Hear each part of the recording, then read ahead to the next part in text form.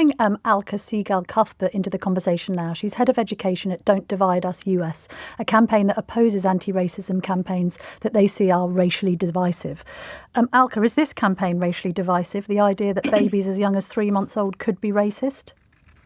Yes, of course it's racially divisive. It's if you're saying that babies and children from such a young age already have a kind of are inbuilt, wired to be racist, then that is nothing but divisive. It's hard to see where you can go from there, other than just find more examples of racism and get more and more, feel more and more hypersensitive to skin colour. Yes. The poster has come from this organisation that is associated with Black Nursery Manager, a diversity consultancy that has previously been criticised for speaking about the violence of whiteness and calling the government an agent of white supremacy.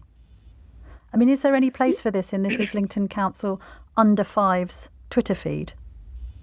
No, I think this is a really worrying trend. What I'm talking about is the kind of proliferation of a whole range of EDI, that's equality, diversity and inclusion, third-party organisations, which vary from sort of, a very, very small, group of 2 individuals to kind of transnational business-like things. It's very hard to find out what their actual educational qualifications are.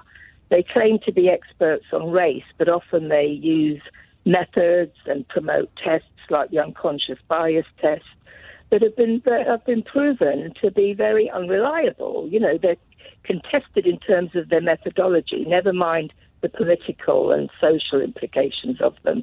It's very worrying that schools are sort of automatically, perhaps in the rush of the moment, feeling the pressure that they have to be seen to be doing something, are reaching out to these organisations, and very divisive ideas are being percolated and endorsed in schools.